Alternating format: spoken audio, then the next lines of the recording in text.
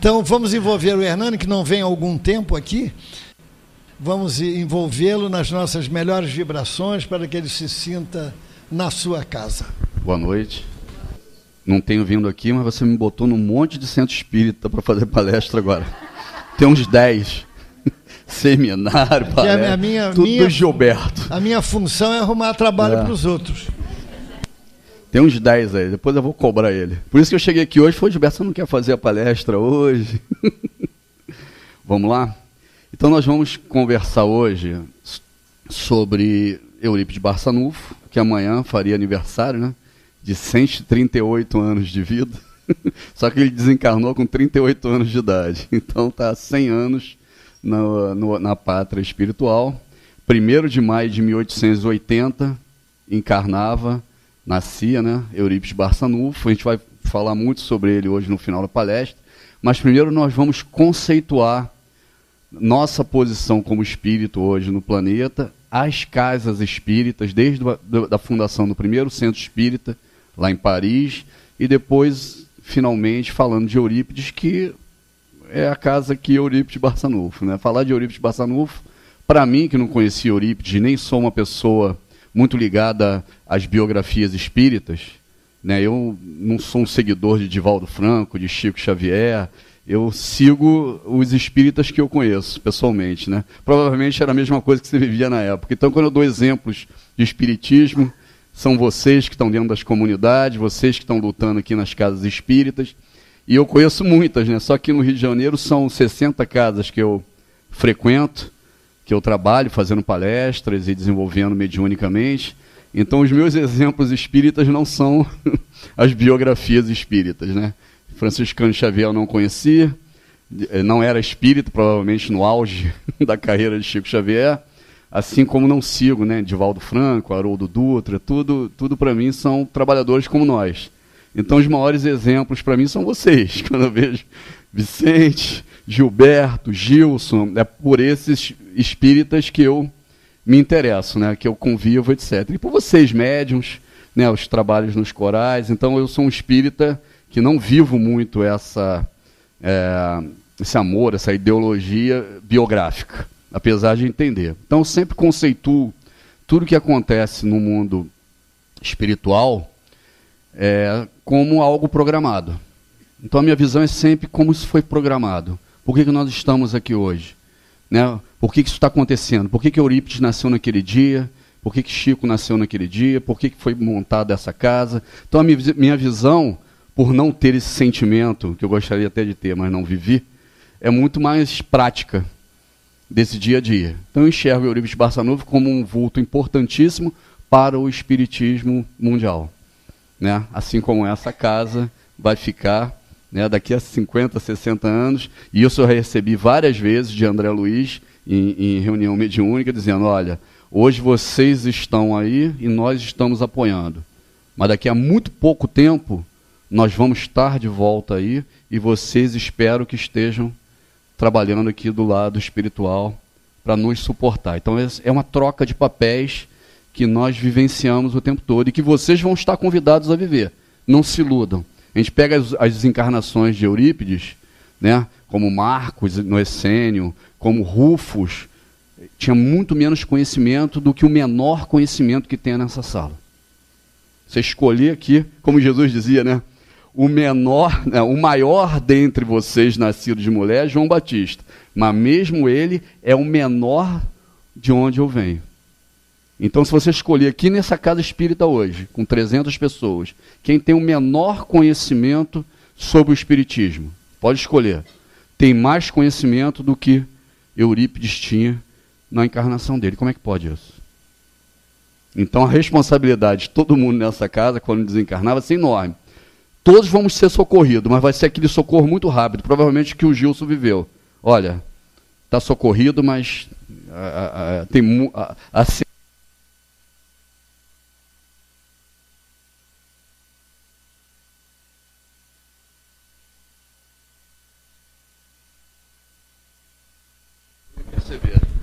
Alô? Não, tudo bem. A gente continua. Então, e dando um exemplo, antes de começar a palestra, né, ele estava falando aqui sobre a esposa tratando o marido, né? E a gente ainda vê muito na nossa vida, né, a proteção que as mães fazem com os filhos, né?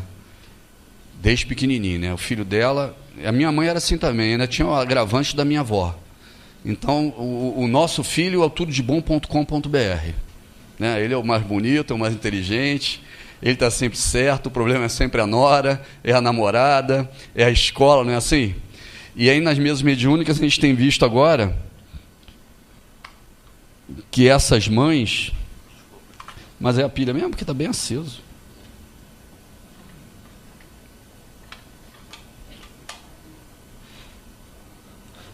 Está ótimo. Essas mães podem ficar tranquilas, porque esses filhos vão voltar tudo marido. Então hoje aquele marido que quer ficar no sofá o tempo todo, que não lava uma louça, que não, né, não apara a grama, que está o tempo todo exigindo tudo da esposa, né? Pode ter certeza que aquela esposa era mãe da outra encarnação. Treinou ele direitinho. Ó, está preparado. Aí volta, e é isso que é assim que funciona a nossa vida, né? Até chegar nas apresentações que nós vamos fazer, nós vamos relembrar algumas coisas aqui, para entender. Nós vamos fazer uma reflexão que Eurípides não teve oportunidade de fazer enquanto encarnações passadas, nem Francisco Cândido Xavier, né? Porque a gente não falava do espiritismo como nós temos hoje, né?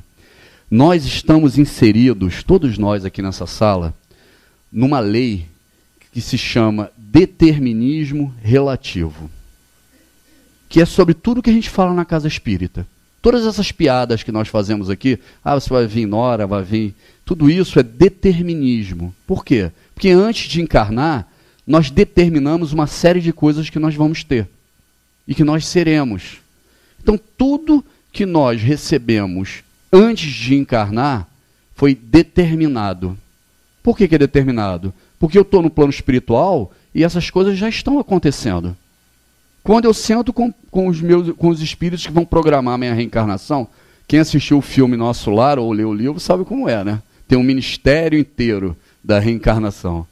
Então, naquele momento que você vai programar a sua reencarnação, algumas coisas já estão determinadas. O que já está determinado? Tudo aquilo que está acontecendo no presente. Tudo que está acontecendo no presente é algo que já está determinado. Eu estar aqui hoje às 8h10 da noite já está determinado. Antes disso, esse momento seria o quê? O futuro. E o futuro, ele não é determinado, ele é relativo. Tudo que acontece no futuro da nossa vida é relativo. Das coisas mais simples às mais complexas. Pegar o meu carro para ir embora. Parece uma coisa simples, mas meu carro vai estar lá na hora de eu ir embora? Eu vou ter um ataque cardíaco antes de sair daqui? Vai cair uma chuva enorme, encher a rua e eu não vou conseguir sair? Então, apesar de ser uma coisa aparentemente determinada, ela é relativa, porque ela não é real. E a nossa vida é assim. Nós só vivemos um momento real na nossa vida. Qual é o momento real? O agora. Tudo que aconteceu no passado, ele já aconteceu, mas eu não consigo mais retornar. Tanto é que se nós vivermos a mesma experiência hoje, e formos contar essa história amanhã, daqui a uma semana, daqui a um mês, daqui a um ano, provavelmente vamos contar ela de forma diferente, porque temos pontos de vistas, né, e relativizamos essa experiência. Porque cada um de nós teve uma capacidade intelectual e moral desde que saímos lá nos reinos vegetais e animais para chegar a esse momento. E isso leva a nós, apesar de vermos a mesma coisa, termos opiniões e sensibilidades diferentes para aquilo. Se você chegar para uma pessoa na rua e mostrar esse evangelho, dependendo do que a pessoa sabe, leu, escutou, ela vai ter um posicionamento sobre esse evangelho. Se for um espírita, vai reverenciar e vai já te tratar de... Se entra no elevador com o evangelho na mão, às vezes faz essa experiência.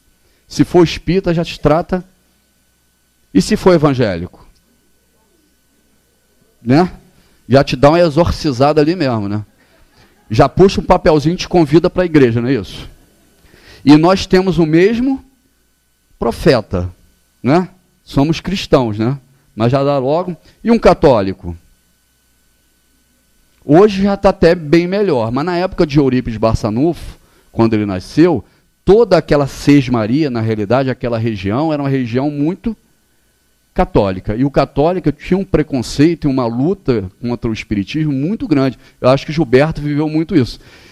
E aí a gente vê, né, muitos espíritas, né, Francisco Cândido Xavier, relatando esses, né, Newton Gonçalves de Barros, como era difícil, tanto que Eurípides tem uma disputa, uma discussão com um padre em praça pública sobre conceitos do espiritismo. Estou falando isso só para a gente ter uma ideia, ao final da palestra, do mundo que ele vivia.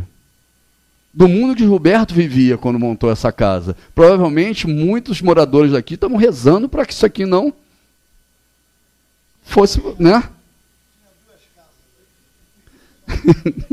Mas estavam rezando para você não montar uma casa espírita. Por quê? Porque todos nós temos opiniões distintas sobre determinado acontecimento. E essas opiniões nossas vão mudando conforme o tempo. Quanto mais amadurecemos, mais temos uma visão evangélica de tudo que está acontecendo. Ah, Hernani, mas uma pessoa que nunca leu o Evangelho pode ter uma visão evangélica? Vai ter uma visão evangélica. É isso que eu vou tentar passar para vocês hoje. Na verdade, todos nós nessa sala, fomos criados da mesma origem, que é uma energia que nasce nos reinos inferiores minerais, que aprende a organizar células no reino vegetal, né? no reino orgânico, para depois começar a movimentar um corpo, animar um corpo no reino animal, e aí começar a ter os primeiros sabores de inteligência. E essa inteligência nossa tem que ser uma inteligência intelectual, aquela que resolve as questões matemáticas, né? E a moral, que é resolvendo essas questões matemáticas para o bem da humanidade e para o nosso bem, não para destruir tudo. Então é isso que nós estamos fazendo aqui, desenvolvendo intelectual e moralmente. Esse espírito que está nessas camadas inferiores, ele precisa aprender a raciocinar, a pensar, a se movimentar. E no reino mineral, que é onde essa potência começa, que nem essa bateria que ele acabou de trocar, né? Nós não estávamos conseguindo conversar. Por quê? Porque faltava energia. Ele trouxe uma bateria nova, colocou aqui. Qual é a única diferença dela para a velha? Ela tem uma energia. Essa energia que está nesse reino mineral, ela precisa aprender a se movimentar, a intelectualizar. Então ela vem através desses corpos, né, vegetais e animais, para aprender a se movimentar. Essa carga genética que tem, que é esse código, igual um código de computador, né? O que adianta você ter um computador ligado, ter energia na tomada, se não tiver um software para fazer as operações que lhe cabem? É igual uma calculadora, né? Você aperta os botões e apertar o botão é fácil. Agora ela tem que processar aquilo lá dentro e trazer um resultado, não é isso? Então essa energia, que somos nós, na sua essência, precisa ter um software para que ela gere um resultado, que é esse código genético que nós temos. É para isso que nós estamos aqui. Então Deus, quando criou o universo e criou essa energia que somos nós, ele sabia que nós precisávamos exercitar. E exercitar, exercitar, exercitar, até um dia ter toda a capacidade intelectual e moral. Qual o único espírito encarnou entre nós que teve toda essa capacidade intelectual e moral desenvolvida? Jesus. Então nós precisávamos, e Jesus junto com Deus, precisávamos ter uma motivação para estar aqui. Hoje, quando a gente vai numa casa espírita, ou quando trazem qualquer assunto para mim, que seja o mais polêmico possível, porque o espiritismo tem muita polêmica. Nós espíritas somos polêmicos, né? Por quê? Porque nós estamos sempre pensando à frente do restante, né? A gente está olhando a um lado científico, filosófico e religioso que o resto da população não consegue ver. Então, quando a gente fala alguma coisa que é importante para o espírito, que nós temos que passar e que fere um monte de gente que não gostaria de passar por aquilo, ou que não aceita aquilo como uma verdade, nós geramos uma polêmica. Só que uma coisa nós temos que ter em mente, e é sobre isso a palestra hoje. A coisa mais importante que nós temos hoje, como essência de conduta da nossa vida, é continuar o maior tempo possível na carne. Hoje o maior problema do planeta, e continua sendo, são os altos índices de suicídio. Aqui no Brasil, né, por hora, são 36 desencarnes com suicídio, voluntário ou involuntário, com 200 milhões de habitantes, mais ou menos, que nós temos, 210 milhões. É muito suicídio. No mundo inteiro, os índices de suicídio continuam aumentando. De 5 ou 10 anos para cá, foram 60% de aumento de índices de suicídio. E aí, por que isso acontece? Por que nós estamos vivendo isso hoje? Porque hoje a população do planeta, né, são 7,3 bilhões de espíritos. E o planeta está mudando de estágio, de provas e expiações para regeneração. É a última chance para muitos espíritos que vieram em muitas encarnações, o quê? Suicidando. Então hoje a quantidade de espíritos que tiveram problemas com depressão, de negar a vida, que estão encarnados no planeta é muito grande. E esses espíritos precisam ficar até o final de uma existência sem provocar o suicídio. Ivone do Amaral Pereira era um espírito que veio de suicídios reincidentes, tudo por problemas amorosos. E nessa encarnação, como médium, trabalhou arduamente junto a suicidas, né, de socorro, assim como todos nós espíritos trabalhamos mesmo mediúnico, e passou uma encarnação inteira sem passar por essa dor. Venceu o suicídio. Então, muitos espíritos hoje estão no planeta com essa responsabilidade, evitar o suicídio, buscar alternativas para que a pessoa continue mais tempo na carne. O que é o suicídio? A negação à vida. É se acovardar diante dos problemas da vida. Os problemas ficam acima da sua capacidade de viver. E muitos espíritos precisam passar por essa prova agora para merecer ficar no planeta, conseguir ficar no planeta, se equilibrar no planeta. Então, qualquer discussão que venha para um espírita como nós sobre gênero, problemas raciais, sociais, econômicos, e que a gente vá colocar nossa opinião na mesa, mesmo que a nossa opinião seja a mais correta de todas, acho que deveríamos pensar primeiro o quanto aquilo pode afetar na vida de uma pessoa para levá-la a um suicídio. Se aquela situação, mesmo não sendo o mais perfeito dentro da doutrina espírita sobre a encarnação, sobre as responsabilidades da encarnação, sobre o determinismo do sexo, da cor, das condições biológicas que nós temos, se aquela flexibilização sobre gênero, sobre raça, sobre opiniões em geral, levarem ao maior número de pessoas a não cometerem o suicídio hoje no planeta, tenho certeza absoluta que o plano espiritual vai dizer: apoiem essa ideia.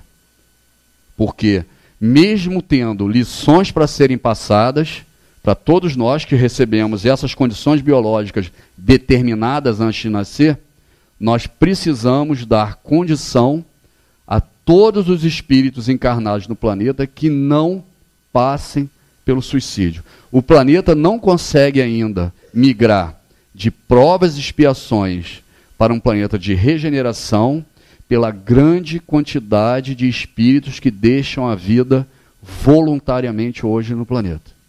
Então a gente vê que a quantidade de espíritos hoje encarnados é a maior que já teve no planeta, e dizem que vai chegar ao máximo a 10 bilhões, quer dizer, vai aumentar uns 40% dessa população, e depois se estabiliza, porque a tendência dos países mais evoluídos é de decréscimo populacional, né? só nos países de terceiro mundo que continuam crescendo, e mesmo assim a quantidade de suicídio é muito grande. Então por que eu estou falando isso? Para a gente começar a conceituar como é importante nós termos uma condição moral antes de recebermos determinadas informações que qualquer um aqui nessa sala tem. Quem aqui nessa sala acredita na reencarnação? Pode levantar o braço. 100%. Senão não estaríamos na casa espírita. Aí vocês vão dizer para mim, pô, mas isso é uma coisa tão banal, não é? Sem a reencarnação, eu não entenderia a justiça divina. Vocês concordam? A reencarnação não explica tudo sobre a justiça divina? Tudo aquilo que nós fazemos e que temos certeza absoluta que é o certo, mesmo ferindo o outro, nós vamos ter a chance de voltar na condição do outro e sofrer para ver se realmente aquilo é justo ou não. Não é perfeito isso? Não precisa brigar. Mas mesmo a reencarnação sendo algo natural para todos nós e como algo benéfico, bom e justo, hoje, se o planeta inteiro recebesse a informação dentro dos livros escolares e comprovado cientificamente que a reencarnação existe, sabe o que aconteceria no planeta? Aumentaria muito o número de suicídios. Por quê? Porque tendo a certeza absoluta de que vai voltar a nascer e numa condição melhor do que ele acha que tem naquele corpo que ele tem hoje, seja o que for o problema, sexual, racial, ele abrevia a vida.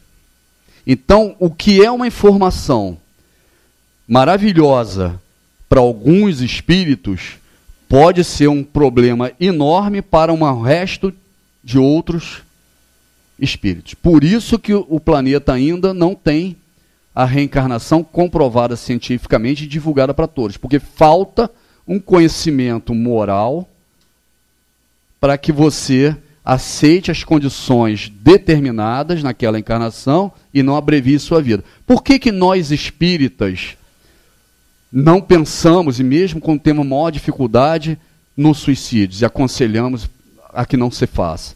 Porque na nossa literatura espírita, desde o primeiro momento que você pisa dentro da casa espírita, você sabe as consequências nefastas e graves que acontecem diante do suicídio. Então, apesar de nós termos um conhecimento técnico complexo, que é a reencarnação, nós tivemos uma base de estudo espírita que mostra desde o início como é a consequência daquele ato. Tanto que nós visitamos pessoas doentes, com problemas de depressão, a primeira coisa que a gente faz é aconselhar a literatura, o martírio dos suicidas, né? Tudo que envolve o suicídio, a gente mostra que a dor vai ser muito maior. Então não adianta só você divulgar uma determinada informação, comprovar, e o plano espiritual está de olho nisso, ele está acompanhando isso diariamente. Você precisa ter um nível de maturidade e um nível de base intelectual e moral para aquela informação que é maravilhosa, sem dúvida nenhuma, não se torne um peso diante da evolução do resto. Tudo bem até agora? É assim que funciona. Então, tudo que nós vivenciamos em matéria de família, em matéria de código genético, essa novela que nós vivenciamos em cada encarne e cada desencarne, é por um único motivo, para nós ficarmos o maior tempo possível na carne e desenvolver a nossa capacidade intelectual e moral de amar. É só para isso que nós encarnamos. Vai desenvolvendo, vai aprendendo, vamos mudando a nossa opinião sobre tudo que acontece para um dia aprender a amar. Esse sentimento amor, ele é de uma potência enorme. E nós não sabemos ainda manuseá-la. Era que nem no passado, quando nós imaginávamos o que seria uma bomba atômica, a fissão nuclear. Então esse sentimento amor, ele muda a história do planeta. Tanto que Jesus dizia, vós sois deuses, mas não sabem ainda. Né? Tem poder para mudar essa montanha de lugar, para mudar a história do planeta. Mas vocês não sabem fazer isso ainda. Ele veio filho de carpinteiro, ficou entre nós encarnado 33 anos, do nascimento aos 30 anos de idade, só estudando, se preparando, e em 3 anos ele mudou a história do planeta. Porque era o governador e tinha todo um preparo para isso. Ele não saiu fazendo os milagres e encarando, né, a vida pública de uma vez. Ele ficou 30 anos se preparando. No momento que ele é batizado, né, por João Batista, no momento ele recebe alguns discípulos, Maria obriga ele a fazer um milagre nas bodas de Canaã, e ali começa o ministério público de Jesus. E muda a história do planeta. E é isso que o plano espiritual vem trabalhando conosco. Ele vem mandando os professores, os ensinamentos, montando as escolas, montando as casas espíritas, amadurecendo para que as informações venham no momento exato e mudem positivamente a história do planeta. E não gerem mais problemas. Por quê? Porque no mundo sempre existiu a reencarnação. No mundo sempre existiu a lei de causa e efeito. No mundo sempre existiu a lei do progresso. Tudo que nós vivenciamos na natureza sempre existiu desde a formação do universo. O que muda é o quê? Somos nós. As leis são sempre as mesmas e fomos criados dentro dela. O que vai mudando a nossa opinião, a nossa visão, a forma de atuar nela, simplesmente é o nosso poder de compreender o que está acontecendo. O tempo vai passando e o que muda somos nós. As leis continuam sendo as mesmas. Todos esses papéis que nós temos, masculinos, femininos, né, filhos, pais, irmãos, brasileiros, americanos, russos, seja o que for, são papéis igual um ator numa novela. O ator entra numa novela, faz aquele papel, acabou, ele volta para a vida real dele para preparar para uma próxima novela. Somos nós, todos irmãos, irmãos também de Jesus, que está num nível muito acima do nosso. Então a gente pega aqui para ver, para falar um pouco sobre Eurípides, né, e compreender, desde a formação do planeta, que nós vivenciamos as mesmas leis e o mesmo nível de evolução. Só que algumas matérias, se fossem dadas no passado, assim como eu trouxe o exemplo da reencarnação, ia atrapalhar demais a nossa evolução, o nosso poder de evolução. Então, o tempo todo, o plano espiritual está medindo em que nível nós podemos receber determinada informação e essa informação está difundida no planeta. Trazer alguns exemplos para vocês. Quando Moisés veio e esteve entre nós, o planeta estava vivendo um momento, né, de receber espíritos de outro planeta, lá de Capela, para a nossa evolução intelectual e moral. Então esses espíritos vieram e, chegando aqui, eles perceberam que o planeta inteiro já fazia contato com o plano espiritual. Então, já fazia contato e discutia-se com o plano espiritual através da mediunidade que todos nós temos, algumas mais ou menos acentuadas. E o que esse contato com o plano espiritual trazia na ocasião? Informações que nós não temos aqui no dia a dia. Um espírito vinha, através de um médium, e avisava: Hernani, não sai por aqui não, que você vai ser assaltado. No momento seguinte, que eu percebi que aconteceu um assalto ali, o que eu tratava aquele espírito? Um espírito benfeitor ou um Deus? Dependendo da informação que ele trouxesse, ganhar uma guerra, conquistar um outro país, ele ganhava um status de Deus. Então existiam vários deuses espalhados no planeta. Então a mediunidade naquele momento, que é uma coisa maravilhosa para todos nós, graças a isso nós temos a nossa religião, era um problema. Por quê? Porque a mediunidade mal trabalhada gera pequenos deuses. E o que esses pequenos deuses faziam? Eram espíritos como nós, que odiavam, que não tinha ainda uma força moral, o outro povo, o outro país. Então vivia-se em guerra. Moisés vem e proíbe a mediunidade. Todas as vezes que os reis, né, do Antigo Testamento buscaram a mediunidade para ganhar uma guerra ou resolver uma questão, acontecia uma tragédia, uma praga, para provar a ele que existia apenas um Deus único. Por que eles faziam isso? Porque nós precisávamos amar um único Deus. Então, muitas informações vindas do plano espiritual, hoje nós achamos maravilhosas, assim como a mediunidade e a reencarnação, dependendo da época do planeta e da evolução do planeta, geravam enormes problemas. Todas as religiões que foram provenientes de Moisés proibiram a mediunidade.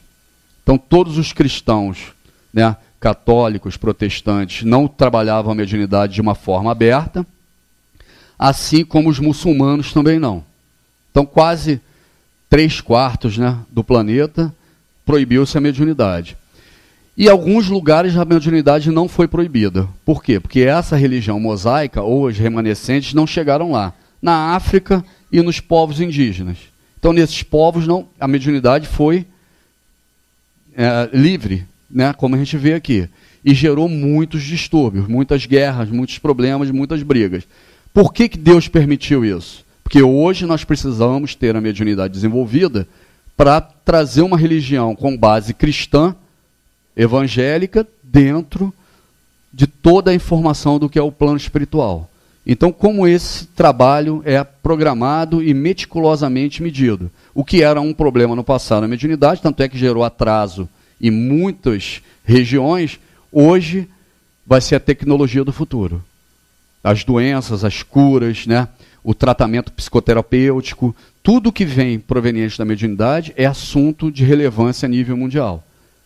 Porque vai ser a tecnologia do futuro. Então, mesmo a informação mais pertinente e importante sobre Deus, sobre coisas maravilhosas para nós, dependendo do momento que a humanidade recebe ela, pode ser um peso. Os países que praticaram a mediunidade livre são os que maior sofrimento tem hoje ainda em cima de guerras e problemas religiosos. Você pega a África inteira que praticou. Por quê?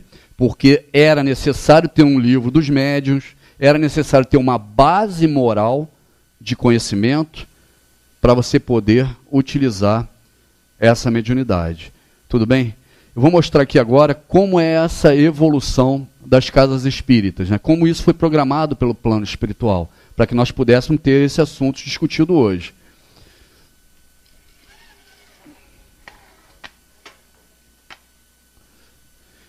Centro Espírita, hoje e amanhã, né? Ontem, hoje e amanhã. O que nós trouxemos como exemplo? Só para a gente recalcular. Todos nós somos espíritos imortais provenientes da mesma origem.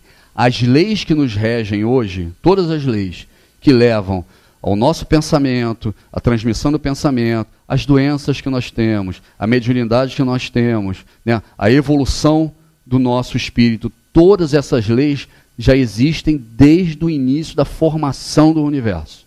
Jesus viveu isso milhões de anos antes, com as mesmas leis e as mesmas situações. Mas nós não conhecíamos todas as leis como conhecemos hoje dentro da casa espírita. Perfeito. E isso levou um tempo enorme para acontecer. É verdade. Por quê? Porque determinadas informações que nós temos hoje dentro da casa espírita, que são de fundamental, né, para a nossa vida, para nosso amor, para a nossa evolução, se nós soubéssemos no passado, não teríamos maturidade para gerenciar elas, para vivenciar elas. E nós precisamos ficar no corpo, na carne, um tempo suficiente para aprender essas lições, para evoluir. Aí eu trouxe 2 exemplos, que são básicos dentro da casa espírita, né? Um é a reencarnação. Hernani, por que o planeta inteiro não conhece a reencarnação? Um dos motivos é que levaria ao aumento de taxas de suicídio. O cara não está satisfeito com o corpo que tem, com o sexo que tem, com a situação que tem, sabe que vai reencarnar, já tem provas na família de como funciona rápido essa reencarnação, ele abreviaria a vida. Por que o espírita não pensa nisso? Porque além de já ter uma formação intelectual e moral, tem um conhecimento espírita do que é o suicídio e das dores provenientes, o que é umbral, de onde vem esse umbral. Então, em determinadas situações que são fundamentais para a nossa vida, para o resto do planeta seria um peso, como foi a mediunidade no passado. Sem a mediunidade, nós não teríamos o espiritismo hoje. Só que até chegar no nível que nós temos hoje de mediunidade, muito pedra foi quebrada. Quantas casas espíritas desapareceram por causa dos médiuns? Da ciumeira, né, do orgulho, da vaidade mediúnica. Quantos problemas Kardec teve nesse tempo todo por causa da mediunidade, até chegar no nível que nós temos hoje? Quantos médiuns desistiram no meio do caminho? Um dos maiores médiuns do Brasil, que psicografava junto com Francisco Cândido Xavier, foi Valdo Vieira. Se eu não me engano, foram umas 10 ou 15 obras, das obras de André Luiz, psicografadas por Valdo Vieira. E Chico, antes do Valdo desertar do Espiritismo, sabia que ele ia desertar. Tem uma passagem que eles estão indo junto para os Estados Unidos e Chico avisa ele: Valdo, você vai desertar. Vocês podem procurar isso na internet. E aí Valdo fala: não, isso é loucura, minha família é espírita, minha mãe é espírita, já estou psicografando com você, eu sei o que é o plano espiritual. Não, já recebi a mensagem que vai aparecer uma pessoa no seu caminho nos Estados Unidos que vai te levar, né, para outro lugar. Acho que era uma médica russa, levou ele para o Japão, e lá vai mudar a sua opinião sobre... Não é isso? Uma médica russa leva ele, e Valdo volta de lá dizendo que nós espíritas buscamos Jesus só para concretizar a nossa experiência como espíritas, que Jesus não é universal, porque nem todos têm Jesus como profeta. Então o que faz Valdo desertar do espiritismo? Ele sabe de tudo, conhece como poucos, né, o que é o plano espiritual, monta uma religião nossa, né, nova, conscienciologia, só que ele não acredita em Jesus como o profeta supremo. Então muitas informações que nós temos como algo básico, e aí você pega um médio do nível, né, que é Valdo Vieira, não é básico para ele. O que é muito natural para nós não é para um espírito que tem um conhecimento do plano espiritual muito vasto, muito amplo. Então essas condições é que o espiritismo vem amadurecendo aos poucos, né? Eurípides Barçanufo, acima de tudo, era um grande educador. Ele fundou o primeiro colégio espírita no Brasil. E ele tinha encarnações passadas já estudando e desenvolvendo para chegar a esse nível que ele tem. Então, o que é o centro espírita, né? O centro espírita, hoje no planeta, é o local onde nós temos as informações de mais vanguarda sobre filosofia, ciência e religião. Tudo de mais moderno está hoje dentro de uma casa espírita. Tanto que no Brasil, acho que 2 ou 3% se dizem espírita no censo e 75% da população acredita na reencarnação, né? Que é uma dicotomia. Então, como surgiram essas casas espíritas, né? Tomara que dê certo. O primeiro centro espírita, Sociedade Parisiense de Estudos Espíritas, que foi fundada em 1º de abril de 1858, por Allan Kardec. Essa sociedade de estudos espíritas representando importante papel na marcha do espiritismo. Havia 6 meses que reuniões de estudos se faziam na casa de Kardec, na Rua dos Mártires, número 8. Como muitas casas espíritas surgiram também aqui no Brasil, primeiro em reuniões dentro da própria casa. Naquela época, Kardec usava muito o fenômeno, né? O que atrai o Kardec para dentro da fundar a religião espírita foi o fenômeno das mesas. As informações que vinham, curiosidade em cima dos fenômenos. Eram saraus íntimos, né, no início, de 8 a 10 pessoas, e que depois ele viu que era necessário criar um espaço, né, fora da residência, com uma proteção muito maior, e de uma que seja mais fácil acesso ao público. Então, nesse momento, né, cria-se a primeira casa espírita no mundo, e a médium principal daquelas reuniões era a senhora Hermance Dufour. Então, a casa espírita necessariamente precisa do quê? De médium. Sem o médium, nós não temos uma casa espírita, né? Então, esse foi o primeiro centro espírita fundado no mundo. 1º de abril de 1858, um ano depois de termos recebido o Livro dos Espíritos.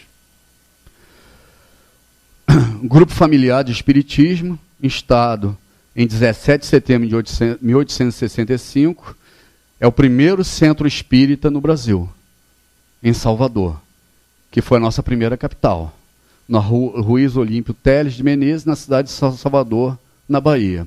Aí.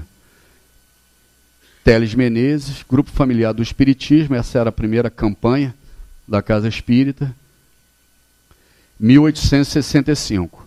Então o Brasil, logo depois, né, de fundação de uma casa espírita em Paris, funda um centro espírita aqui no Brasil, lá em Salvador. Esse é o primeiro jornal espírita.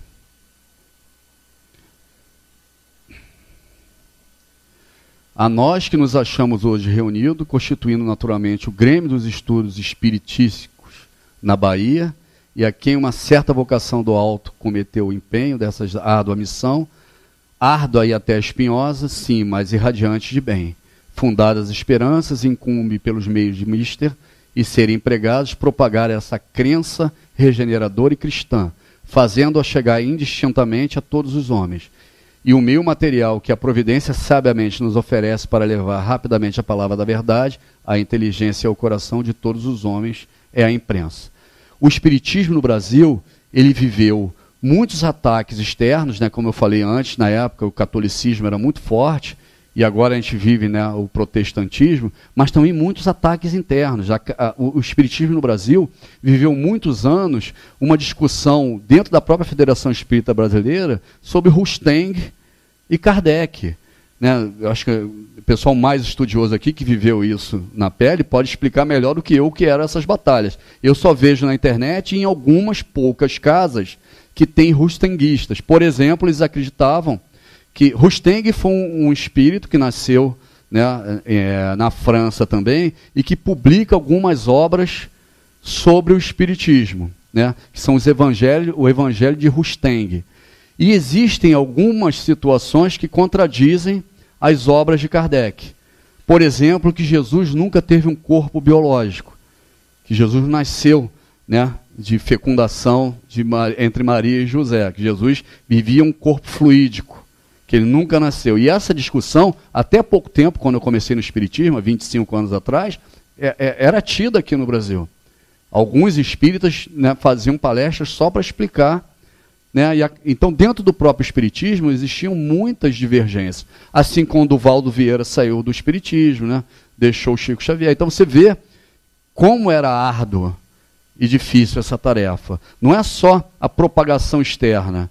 Internamente, o Espiritismo tem muita discussão, muita desavença. O que é um centro espírita? É uma escola onde podemos aprender e ensinar, semear o bem e colher as graças, burilamos-nos e aperfeiçoar os outros na senda eterna. O Centro Espírita, Reformador, janeiro de 1951. É uma casa de socorro, mas principalmente de instrução. Por quê? Porque todas essas informações que nós queremos propagar podem ser extremamente benéficas e são para os espíritos com determinado grau de conhecimento, mas podem ser de uma enorme dificuldade para espíritos ainda muito animalizados. Primórdios da doutrina, né? Que tem a religião, a filosofia, a ciência como base. Estudo da codificação, observação dos fenômenos e reuniões puramente instrutivas. Pelo Espiritismo, o homem sabe de onde vem, para onde vai, por que está na Terra, por que sofre temporariamente e vê por toda parte a justiça de Deus. A Gênesis, capítulo 1. Início do apostolado do espírita cristão. O reconhecimento do Espiritismo como doutrina cristã. Você vê que Valdo Vieira, ele abandona, né, como um dos maiores médios, junto com Chico Xavier, a doutrina por não acreditar no Cristo. Então ele não era um médium cristão. Ele conhece a doutrina, entende a parte científica, mas não reconhece Jesus. E para reconhecer Jesus e amar a Jesus e respeitá-lo, tem que ter tido alguma experiência no passado perto do Cristo. Não é simples esse conhecimento, esse reconhecimento. Né? Existe uma obra de Hermínio Miranda que é a história que os espíritos contaram, casos gravíssimos de desobsessão que ele relata, né, nesse livro. Até o livro que eu tenho elencado eu comprei aqui na Eurípides. E todos os casos desses obsessores de difícil solução, né, de buscar essa desobsessão, eles tiveram algum problema no passado diante de Cristo. Famílias mortas por causa do cristianismo, coisas que aconteceram ruins com eles por causa do Cristo, e levaram eles a desvirtuar da senda do cristianismo e se tornaram grandes obsessores, para ver como é difícil, né, manter dentro da doutrina cristã. Reuniões de socorro espiritual, primeiramente aos desencarnados, para melhorar o ambiente. Tratamento dos distúrbios psíquicos nos desencarnados, ocasionado pela mediunidade em desequilíbrio e pela obsessão. Caridade como instrumento de salvação. Meus filhos, na máxima, fora da caridade não há salvação, estão contidos os destinos do homem sobre a terra e no céu. Sobre a terra, porque à sombra desse estandarte eles viverão em paz, e no céu, porque aqueles que a tiverem praticado encontrarão graça diante do Senhor. Está no Evangelho segundo o Espiritismo, tem um S a mais ali. Paulo Apóstolo. Etapas da consolidação do Espiritismo. Geral, né? Kardec, a codificação, a partir do século XIX, né? Chico Xavier e André Luiz com o conhecimento do plano espiritual, né? Que a gente começa a compreender na prática o que Kardec nos trouxe, e Divaldo Franco e Joana de Anjos falando do Reforma Íntima. Agora já sabemos como funciona o plano espiritual, temos toda a base de Kardec, vamos reformar, vamos transformar. Reforma íntima é o renovar das esperanças interiores, tendo por meta o fortalecimento da fé, a solidificação do amor, a incessante busca do perdão e o cultivo dos sentimentos positivos e a finalização do aperfeiçoamento do ser. É o esforço que o ser humano faz para melhorar-se moralmente. Glaser, Abel, Fundamento da Reforma Íntima, Carribar Schutter.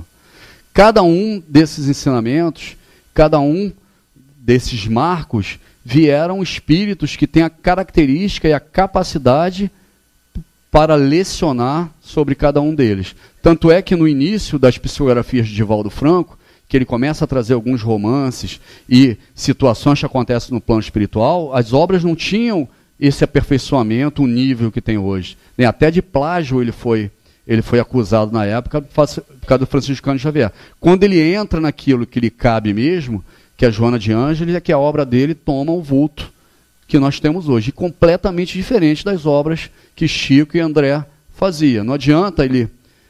Cada um deles tinha uma característica, tem uma característica e uma importância para o tempo de evolução do espiritismo e do planeta.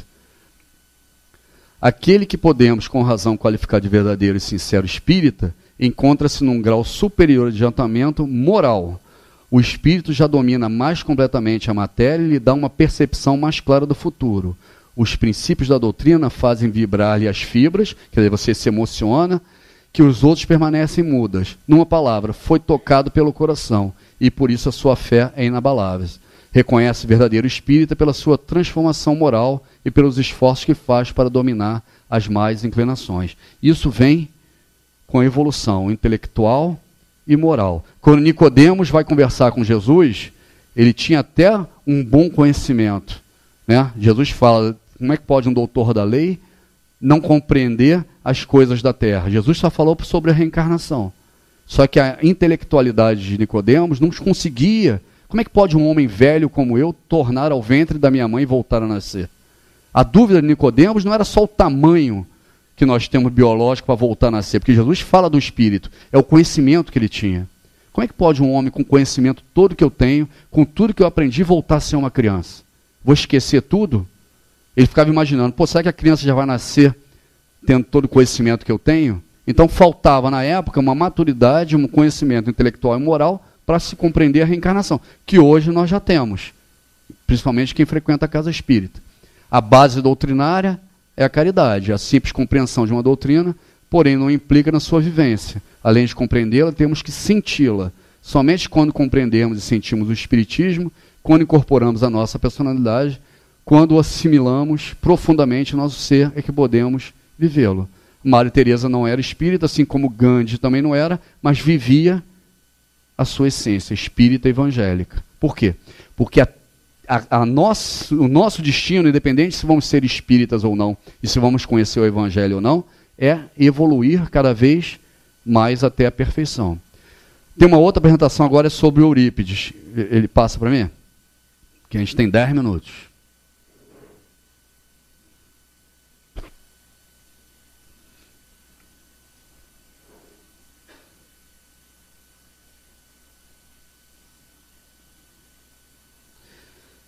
Essa apresentação, a gente conceituar um pouco, né? E eu fiz mais na ordem cronológica, né? Essa é a biografia. Eurípides Barçanufo nasce em 1880, né? Na cidade de Sacramento. Só para a gente ter uma ideia, né? De como o Espiritismo começou a trabalhar o nascimento dele, ou a obra dele, né? Para vocês terem uma ideia, Bezerra de Menezes nasce em 1831. Então, 50 anos depois, quase 50 anos depois, Eurípides Barçanufo nasce. Bezerra de Menezes veio para fundar o Espiritismo no Brasil, né? Com uma obra em cima tanto da medicina quanto da caridade e o desenvolvimento espiritual. E aí, o bandeirante do Espiritismo, né, que é considerado o Eurípides Barçanufo, nasce lá perto do Triângulo Mineiro, no interior do país, e uma família católica, ferrenhamente católico. Já tinha encarnações passadas contato com Jesus, já tinha sido martirizado, né, por causa de Jesus, então ele já tinha no seu íntimo, né, esse conhecimento do Cristo, que era de fundamental importância, para não acontecer a deserção como foi com Valdo Vieira. Só que na cabeça de Eurípides, que era um homem muito inteligente, ele não conseguia entender uma parte do Evangelho, que era o Sermão da Montanha. Lembra que a gente falou no início da palestra que determinadas coisas a gente precisa de mais informação para compreender? Ele não conseguia compreender como que o bem-aventurado é aquele que sofre, é aquele que tem sede e fome de justiça. Se Jesus dizia que o Pai era o bom e era justo, por que o bem-aventurado é o que sofre? Por que o bem-aventurado é aquele que nasce para sofrer? É aquele que tem sede e fome de justiça. É aquele que está o tempo todo sendo prejudicado pela vida. Ele não conseguia compreender isso. Então, na oração interior dele, ele sempre dizia, mas eu não consigo. Ele perguntava ao padre e o padre dizia, mas são os mistérios da fé. É assim que está escrito, né? Assim como a Santíssima Trindade. E aí, em um determinado momento, a mãe dele, que passava por alguns desmaios, né? Passava por uns problemas físicos, um tio dele do interior visita ele e explica para ele como funciona o Espiritismo. E ele não consegue compreender naquele momento por causa do preconceito que ele tinha. Ele, não, essas coisas são coisas do demônio. Eu já vi isso na igreja. E aí ele recebe um livro de Leon Denis, o tio dele, após a morte. E aí ele lê naquela noite o livro e uma das respostas que ele começa a receber através de Leon Denis é porque o sofrimento expurga determinadas dores, E aí ele começa a se interessar pelo Espiritismo. E a primeira palestra espírita, essa é a infância dele, né, nasce no dia do trabalho, ele é o terceiro filho numa família de 15 filhos lá no interior, o pai é o Hermógenes, né, Mojico, e a mãe a Meca, uma família pobre, e a mãe dele tem esses ataques epiléticos e visões. Isso de 1880 a 1884, aos 4 anos de idade, né. O pai é promovido e a família se transfere para uma casa comercial na estação ferroviária do Cipó, 10 quilômetros da vila. Estuda primeiro com os pais, com o pai nas horas vagas, trabalha aguardando, e aos 9 anos contrai malária, nas más condições de saúde, e aí que obriga o pai dele a voltar para a cidade, para Sacramento. Aí ele começa a estudar nesse Colégio Miranda, já era um aluno excepcional, né? Tanto que o dono do colégio chama o pai dele e fala, ó, o que nós tínhamos para oferecer a ele aqui já acabou, ele já está acima, sempre moralmente, intelectualmente, muito evoluído. Era monitor, né? Cofundador do Grêmio Dramático de Sacramento. E aí ele vai numa reunião espírita. E chega nessa reunião, pela primeira vez, depois de vencer esse preconceito, e fica sozinho pensando, o meu sonho era que João Evangelista viesse aqui me explicar o Sermão da Montanha. E um médium, né, ignorante da casa, sem muito conhecimento, levanta e faz uma explanação completa sobre o Sermão da Montanha. E ao final dessa explanação mediúnica, ele se apresenta como João Evangelista. Naquele dia, é a enorme mudança. Por que João Evangelista não aparece para todos nós aqui? Porque a responsabilidade e a importância de Eurípides era imensa para o Espiritismo. E outra coisa, nós já temos esse conhecimento. Nós não precisamos que João Evangelista venha aqui, porque nós todos já nascemos com a consciência do que é a reencarnação, de como funciona a obra espírita, né? O espiritismo no passado, que tinha as materializações luminosas aqui no Brasil e um monte de fenômeno, era para impactar e mudar a nossa concepção. Nós já nascemos nesse mundo espírita. Nós já nascemos com esse conhecimento, né? Aí já na fase adulta, ele funda o Liceu de Sacramento. Isso foi outra coisa interessante. Ele monta um colégio, né, Liceu Sacramento. E o colégio, por muita perseguição, né, religiosa, começa a falir. Os alunos saem, né, não deixam estudar lá. E um dia, em oração, em prece, ele desprende, Maria aparece para ele e diz: olha, você vai ter que mudar o nome do colégio, sai desses resquícios de Roma, coloca um nome mais moderno, e aí muda a história do próprio colégio dele. Foi o primeiro colégio espírita do Brasil, fundado por Eurípides Barçanufo. Depois funda um centro espírita que existe até hoje na fazenda onde os tios dele, né, frequentavam, e desencarna em 1918, com 38 anos de idade. Essas eram as características mediúnicas dele, ó: psicometria, semipossessão para as cirurgias mediúnicas, a gente, como vê aí com o Dr. Fritz, etc. Psicografia, prescrevia muitas receitas, né, homeopáticas. Desassédio, passes e curas, projeção consciente. Ele saía, fazia partos, saía para fazer palestras, né? Psicofonia nas pregações, precognição e a clarividência. Então, um espírito que veio preparado realmente para fundar todas as bases do espiritismo no interior do Brasil, né? Era isso. Misturei 3 palestras aqui, mas é o que